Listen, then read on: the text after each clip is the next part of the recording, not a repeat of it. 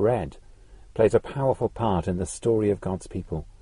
On the night God led the Israelites out from slavery in Egypt, the people were commanded to bake unleavened bread to take with them.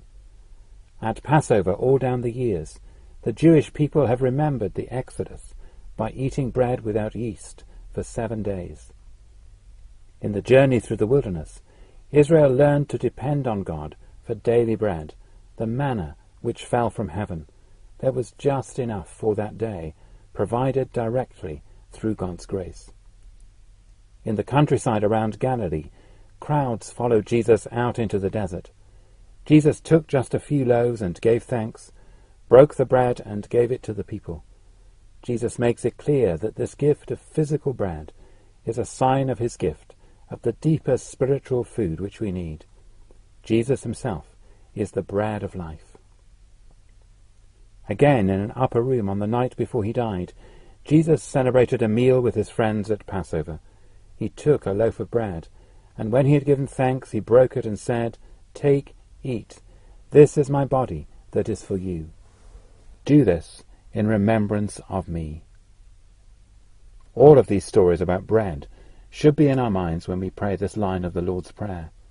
It is this line, with its double stress on this day and daily, which has led many Christians to use the Lord's Prayer every day as the heart of their own personal prayers.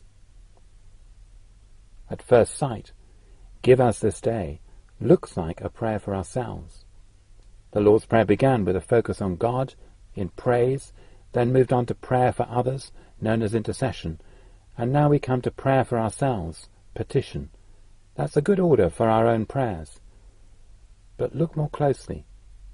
"Give us this day" is indeed a prayer for ourselves, but it's a very modest prayer, and it is this modesty which is life-changing. Janis Joplin famously sang, "O Lord, won't you buy me a Mercedes-Benz? My friends all drive Porsches, I must make amends." Perhaps when we first approach prayer, we think it's about asking for the good things of life for ourselves. Greed shapes so much of our culture, and there is a distortion of Christianity which is based on coming to Jesus and growing rich in material goods. It's called the prosperity gospel. But the Lord's Prayer is the opposite. It is the antidote to greed and wanting more and more. For Jesus teaches us to ask, and therefore to want, just enough. Not wealth, not a big house, not new clothes, just bread, and just enough bread for today. "Give us this day" is a prayer that teaches us to be content with enough. And that means it is indeed, in its way, a passport to great happiness.